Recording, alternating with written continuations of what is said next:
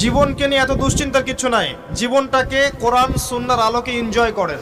কোরআন সুন্নাহকে দিয়ে জীবনকে এনজয় করা যায়। কোরআন এবং সুন্নাহর আনুগত্যের মধ্য দিয়ে আপনি জীবনকে উপভোগ করেন। টেনশন করার দরকার নেই।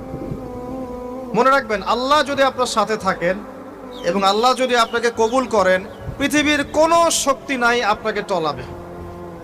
পৃথিবীর কোনো শক্তি নাই, পৃথিবীর সমস্ত শক্তি একত্রিত হয়ে আপনার চুল বাঁকা করতে পারবে না, যদি আল্লাহ আপনার সাথে থাকে।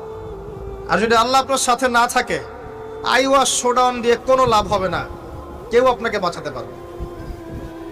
অতএব আল্লাহকে আপন করে নেন, যার যার হক তাকে তাকে দেন, নিজের হক আল্লাহর কাছে চেয়ে নেন, ইনশাআল্লাহ আপনি সুখে থাকবেন।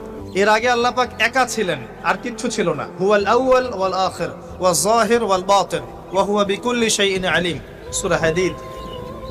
আল্লাহ পাক একা ছিলেন, কোনো কিছু ছিল না, আল্লাহ একা ছিলেন।